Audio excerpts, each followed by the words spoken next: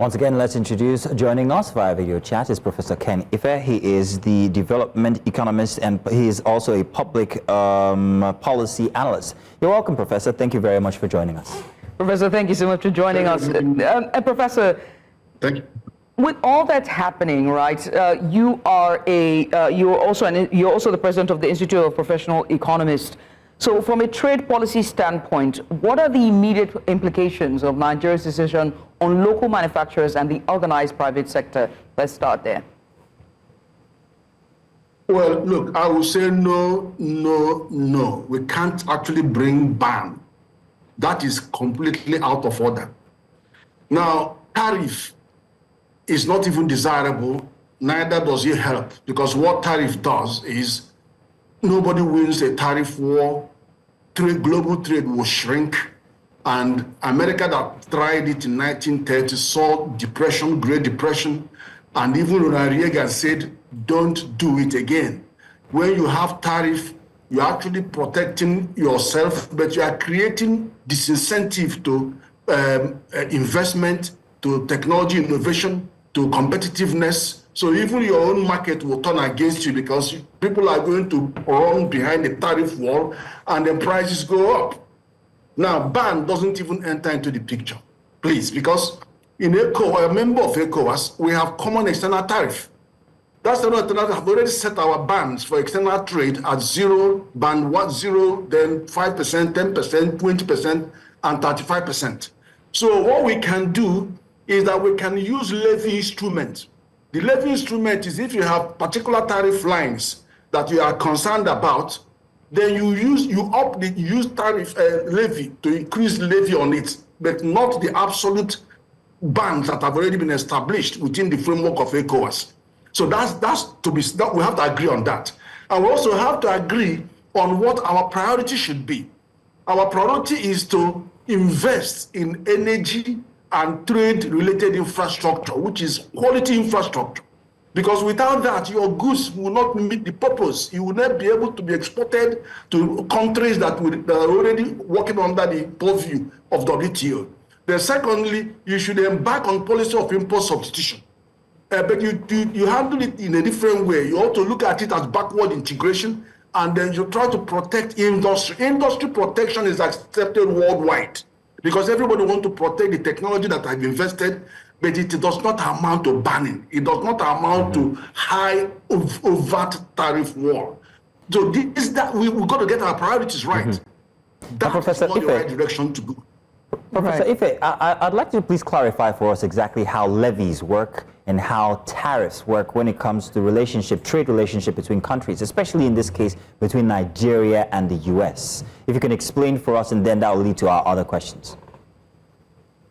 Okay, in West Africa, we're already bound by ECOWAS treaty on common external tariff. We're already bound, where we have 5 bans. Ban 0 is 0% tariff, which applies only to agricultural goods. You have banned 5% machinery of agricultural machinery, that kind of thing. You have 10%, then you have 20%. And then you have the extreme one, which is 35%, which was actually pushed in by Nigeria. Now, we will have to, as an ECOWAS community, we charge these tariffs to every other person outside ECOWAS. So America is part of it. So Nigeria cannot break ranks and then go and start imposing start banning products. No, you can't do that outside the framework. Now, secondly, if we feel that Nigeria is particularly disadvantaged by certain tariff lines that are affecting us, and we wanted to do something about it, what we do is that those particular tariff lines, you can increase levy, put levy instrument on them. That is, add a levy of 5%, 10%, 20%. You can do that with the understanding of ECOWAS, and you have a reason. I raised this when they excluded 34 items from eligibility. I said that is not. You have to make sure you use the instrument of levy on those 34 items, rather than people thinking that you have banned them. Of course, it wasn't banned. What the central bank said, we don't have forex to give you. Go and find your own forex. But I expected the Minister of Finance then. I was telling the minister, you have to use import levy. Put a levy instrument in all those so that people will be, make it clear, you don't want these products here. You want to limit the scope of this product. So use levy You don't go and change the bans that you're already bound to. So I hear That's what the you're saying difference. about levies, and I get it now. However, some of these bans that are put in place are for agricultural products. These agricultural products that Nigeria feels that it can actually, produce itself. That would help jobs. It will help self-sufficiency for the country. So I'm finding it a bit difficult to understand why you would say that the bans are actually not a good thing. And another thing is to ask is, how long have these bans been in place already? Are they new, or had they been in place from long before? Well, the fact of the matter is this. If other countries that were importing goods from ban Nigeria from importing their goods, what's going to happen? And you don't even have the company, the people that you are banning their goods from being exported, means that you are hiding behind government policy of either very high tariff wall or behind the ban, and you will stop innovating. You will stop competing. You stop investing in productive capacity. All the incentives that will bring competitiveness, that makes you grow your economy, are just not there. You have just condoned ineffectiveness, competition, nothing. You have not achieved anything. And then sooner or later, they'll start asking you for government subsidy. And that's where it gets wrong, because prices will begin to creep up compared to what it could have been globally. And then consumers will begin to switch. Eventually, you kill the industry, because that industry that you thought you are protecting by banning ends up, being killed. You don't have innovations there. So that is what happens. People will move to substitute goods. So that is not a non-trade, reliable trade method of improving your competitiveness and growing the economy. It achieves the reverse opposite. And that's what I also told you, what Ronald Reagan, in 25th of April, 1987, said to the American people, that the days of Great Depression reminds us that you don't raise high tariff walls. If you do that, you are protecting your goods, you are protecting your industries, and that protection makes them uncompetitive. It makes them stop investing in technology, and then eventually their prices will go up so high that you even come in and start subsidizing them, and eventually consumers will switch up on these products. So where have you headed? It will bring down your GDP. Others will now retaliate against you, and you don't know how far that string is going to be. Thank you very much, Professor. Totally unnecessary. And thank you so much, sir, for that. Now, I just have to inform our viewers that joining us as well for this conversation as well is Mr. Biodun Showemi. He's a social commentator and also an agriculturalist. And sir, thank you so much for coming on. Thank you very much. We have seen. Thank you for having me. Thank you for being here. Let's look at this from the agricultural point of view as well. We've seen ban on U.S. agri products into Nigeria. And the idea is that it will boost agricultural production here and provide more jobs. Will that be the case? No, look, we need to understand where the whole thing is going. In the first instance, what is Trump challenging? Trump is challenging a new world order brought in after post-colonial relationship. So it's challenging the issue of globalization, the issue of the fact that liberal capitalists felt that, look, the whole world can be made a better place if we all have a share in the business that we are all dealing with, whether it's manufacturing, agriculture, or what have we, rather than having the rule of the might, dominating the rest of us economically. It's challenging, that liberal disposition towards globalization, and which led to the formation of World Trade Organization, and certain rules were set that even if you have disagreement, you need to follow certain procedure, which is two of them, which is if you have a disagreement on fair trade practices, what you simply need to do is you file a complaint, you negotiate, and you cannot impose tariffs until after 2 years. And there's an appellate body within the WTO, which America has blocked the formation. So therefore, even at the end of the 2 years, since there is no appellate body, then perpetually, you will continue without any form of So as it relates to Nigeria now, in the case of Nigeria, when you look at what has happened now, Trump is reacting to a decision taken 9 years ago, 2016. According to Trump, oh yeah, Nigeria banned 25 goods from coming into our country. Why did we do that? We needed to protect our own economy, particularly the agricultural sector. How do we continue to import rice to the detriment of our own economy? And that was what the federal government did. At that point in time, the American government had a choice to appeal that decision, to WTO, to engage just in negotiations, bilateral negotiations with a view to resolve it or address their grievances. They did not do so. They did not even take the window of the opportunity of an appellate body at that time to address these issues. They didn't. Now, Trump coming to rely on that, of course, nobody would really take that seriously.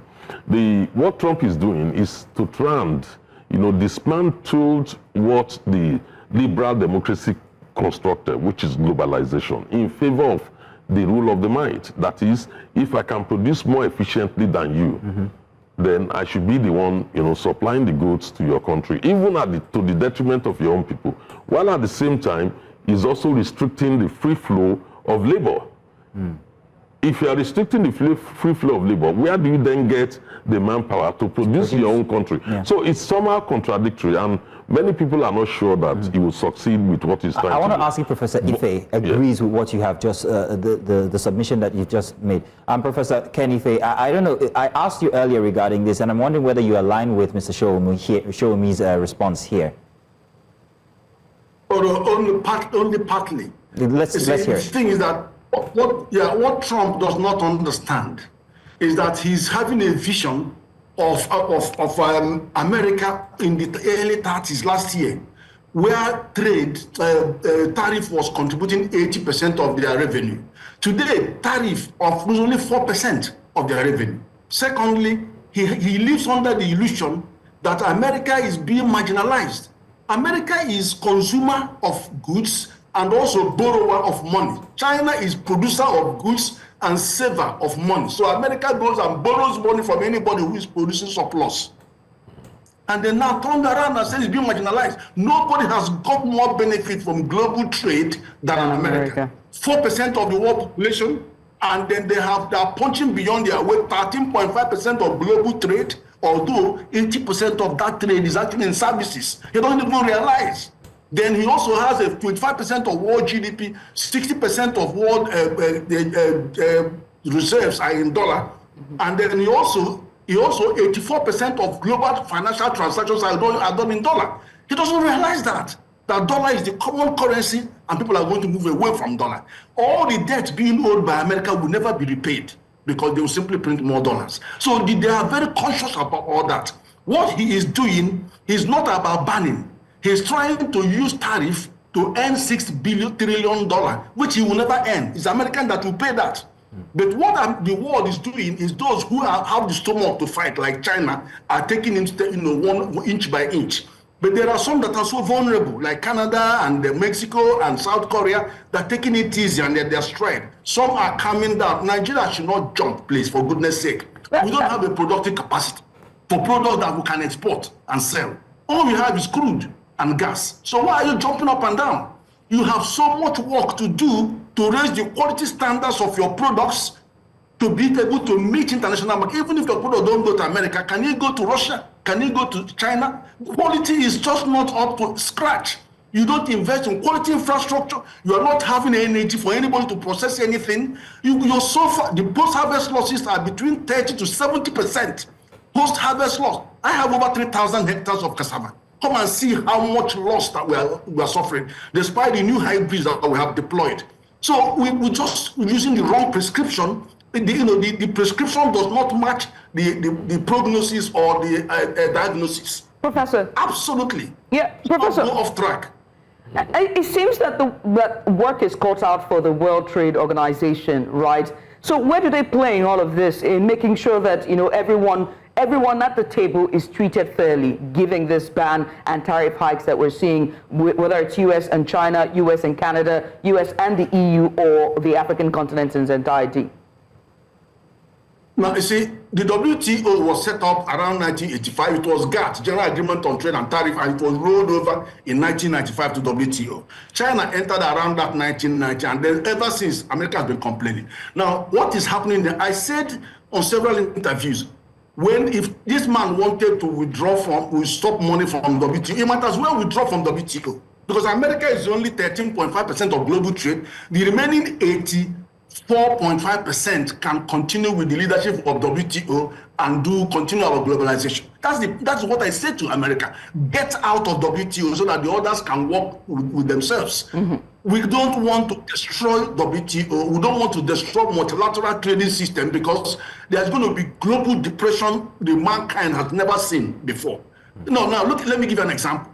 WTO has predicted that the tariff war between America and China alone, the two biggest producers, will reduce their trade by 90%. How much more when you take the entire world into? Do you know when you reduce it by 90%? Over 10 million Americans will be left unemployed who depend on export products. Over 5 million who depend on imported product will go out of job. They're going to be looking for job for those people. Meanwhile, you are sacking 1.2 million migrants from your country who are the cheap labor, and you're going to see a high labor cost. You're going to see higher unemployment. You know, Trump has not seen what is going to hit him. So that's why we have to step out. We have to keep clear. Nigeria have to keep clear because if it's very, very cloudy right now, you just watch South Africa that rear their head. You see how they are butchering South Africa. All right, so then, Professor. Just and see what happens. All right, then, Professor. I would like to talk with Mr. Shobi. I don't really agree with Prof. Why? He's following the current, thinking, in those who are defending globalization. They are not looking at the issues from the other side. When you look at the impact of globalization on particularly the industrialized countries, you see it varies. In the case of America, Britain, and many countries in Europe, look, I can tell you clearly, there was a time that it was cheaper to produce goods in China than in Wales. So what then happened, you saw companies having their research and development, in Europe and America, and moving their factories, to China. Therefore, thereby creating jobs in China to the detriment of the countries in those industrialized countries. The impact on us might be different, which is probably what I think Trump is considering.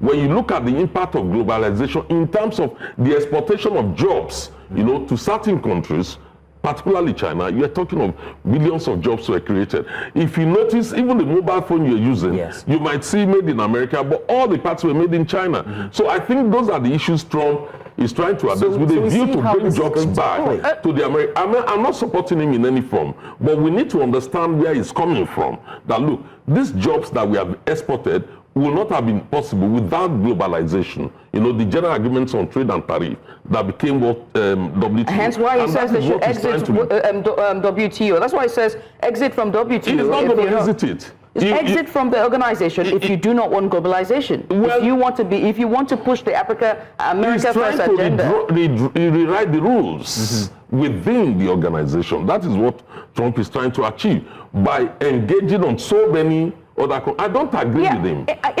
It's one thing to be contrarian, right? And it's one thing to rewrite the rule and go against the grain. But the thing is, other small countries and also other members of the organizations are going to suffer heavily, and that by extension means that the entire globe is going to suffer from it. Whether it's the EU, whether it's Africa, Lesotho, penguins are going to suffer from this. No, we don't have to. Penguins? Look, the problem we have. It is a ban on penguins. Look, the problem we have is we are not maximizing the opportunity we have.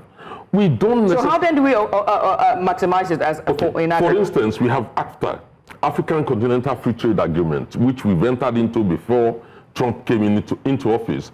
All the goods we are exporting to America can be exported, to other African countries without us needing to sell. But there has to be demand first. If there's no demand from these African countries, we can't sell. There are demands. The problem we have is that we have not developed the infrastructure within Africa. Finally, we are now beginning to deal with the issues. For instance, we have a road being constructed, by being funded by African Development Bank now across 12 countries. We now have the Chinese have just completed the rail link between South Africa and East Africa. We have the West African Highway, which had been under construction for over 20 years. We have never done our own part of it. Benin has done their own part, Togo and Ghana. So the problem is actually at the Nigerian end. If we develop all these infrastructures, including railway link, we will be able to export goods and trade within Africa. All the goods we're exporting, to US, we can actually sell them within Africa itself. I hear you, Mr. Chiromi, but it all seems very long-term. Very long-term indeed. If we're going to engage all of these processes that have been discussed, it's going to take a while. So in the meantime, I'd like to ask Professor Ife here, you begged Nigeria not to go into a trade war with the US. It would seem that, according to Mr. Chiromi here, that Nigeria actually took the first shot 9 years ago. Now, if Trump or America is actually giving or putting tariffs in place, you've advised that Nigeria not fight dirty. What are the effects if they choose to? And I doubt that they would, but if they choose to, what would be the effects on the Nigerian economy? That Nigeria is an import-dependent economy. Yeah. So even without targeting Nigeria at all, everything that is happening around the globe, the meltdown, the dumping of goods that will follow through, the predatory pricing, when government, China is actually bringing down their currency, they're not devaluing, so that their things will look cheaper, and then all of us will start scrambling for dollar to go and import their goods. But also they will grant subsidy to some of the manufacturers so that you have predatory pricing. So Nigeria will be hit already just because you are an import-dependent economy. Then you come to the next stage. How are you going to produce your, well, I'm glad you are talking about infrastructure, trade-related infrastructure, road, this, road, that. We can have all of that. We haven't got the goods to sell. You have not produced goods that are fit to be sold. Don't think that you are going to carry a raw cocoa to South Africa or carry all these our raw things. They are going to need your processed product that meets WTO standards, and you haven't got them.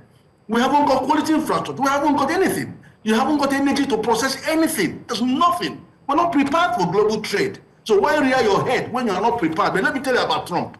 The tragedy of what Trump is doing or saying is that people are paying lip service to him. They will never bring any car into America.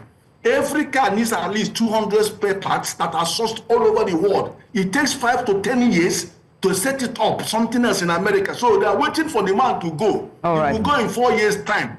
So, this thing is doing just a showbiz. Professor Ife, will he leave in 4 years' time? That's the question. Will he leave in 4 years' time? Because there's talks of a third term, legislation going on. This one we close the curtains, sir. I must say thank you for, just joining us and giving us a bit of insight on this. And we do hope that we have enough time to bring you back on, Professor Ken Ife, and also to Mr. Biodun Chiromi for a much more rounded discussion. This has been so much fun. I wish we could continue. Thank you so much. Can I leave you with a word? Yes, just the word. Trump may live in 4 years' time. Will Trumpism as an ideology lives in 4 years' time? Yeah, and that's the thing about bad governance, as always sets precedence, isn't it? Well, gentlemen, thank you so much for coming on. We appreciate you for doing this with us, guys. Thank you. Thank you, gentlemen.